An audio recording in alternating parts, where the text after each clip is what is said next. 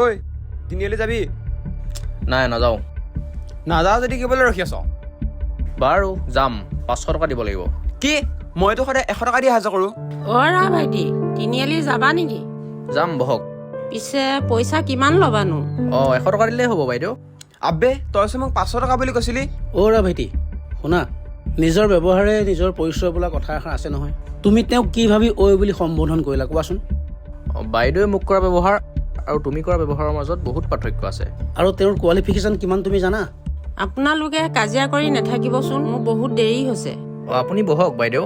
এইবোৰ শুনিলে বেয়া লাগে বুজিছে। নিজে কষ্ট কৰি কাৰো তলত কাম নকৰোঁ বুলি এইখন লৈছোঁ, তাৰ পাছতো এইবোৰ শুনিলে সহ্য নহয় বাইদেউ।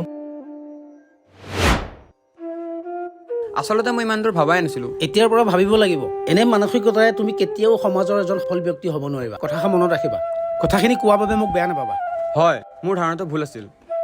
আচলতে সৰুৰে পৰা এখন ৰিক্সা দেখিলে তেওঁলোক ৰিক্সাৱালা বুলিয়ে মনত আহিছিল, কিন্তু তেওঁলোকো যে আমাৰ দৰে এজন মানুহ সেইটো অনুভৱ কৰিব পৰা নাছিলোঁ। বাৰু যি নহওক, তুমি যে বুজি পালা সেইটোৱে ভাল লাগিছে। দিয়া উঠা, আজি তুমি 1 টকাও দিব নালাগে। তোমাক আজি ফ্ৰীতে মই লৈ যাম।